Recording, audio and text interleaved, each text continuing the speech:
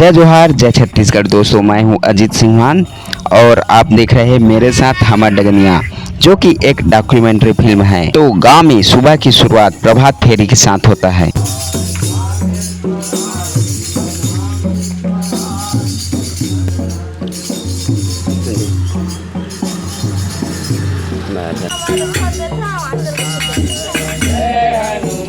गांव खुली किताबों की तरह है। वे परंपराओं, संस्कृति और पीढ़ियों की ज्ञान की कहानियां सुनाते हैं।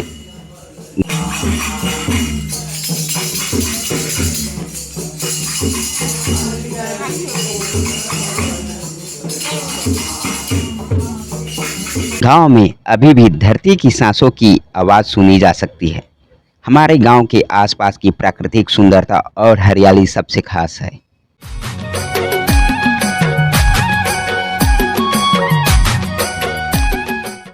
वहां के खेतों में फसलें उगती हैं।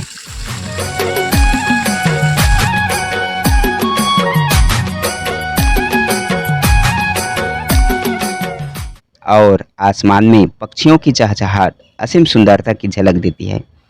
गांव के ज़्यादातर लोग किसान हैं। इसके अलावा कुछ लोग मजदूरी भी करते हैं।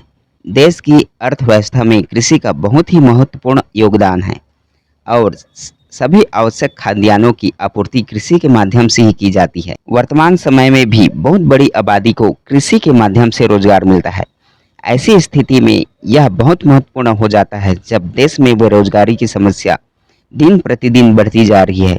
कृषि को देश की रीढ़ माना जाता है, क्योंकि यही वह पैमाना है जो देश की समृद्धि के लिए बहुत महत्वपूर्ण है।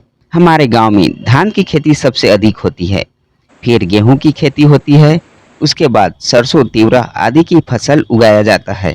हमारे गांव के किसान भाई खेती के साथ साथ पशुपालन भी करते हैं। वे कम से कम 2 से 3 पशुओं को पालते हैं।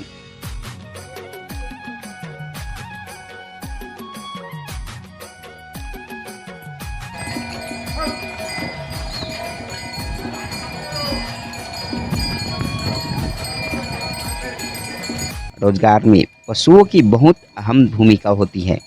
पशुओं से हमें दूध और घी मिलता है। दूध का व्यवसाय कई लोगों को रोजगार देता है। इन्हें बेचकर हम नगद आय प्राप्त होती है। इस आय का उपयोग हम अपने जीवन में कहीं भी जरूरत पड़ने पर कर सकते हैं।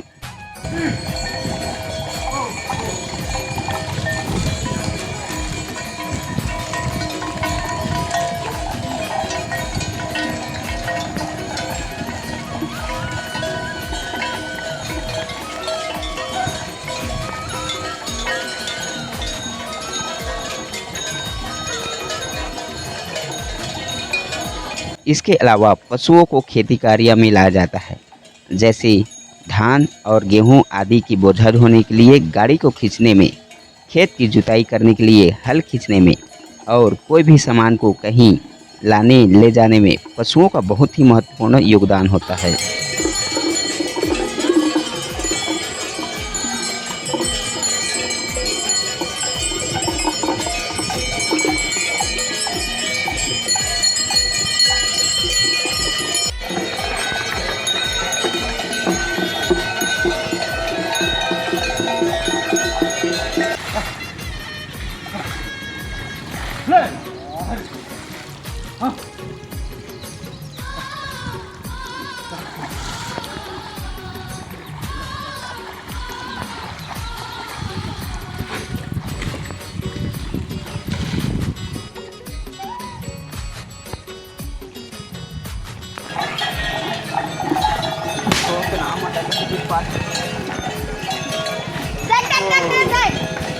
पशुओं से हमें गोबर की खाद मिलती है, जिसका उपयोग करके हम भूमि की उर्वरता बढ़ा सकते हैं।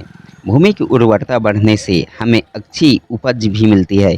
इसके साथ ही पशुओं के गोबर से गोबर गैस और जलाने के लिए उपले भी प्राप्त होते हैं।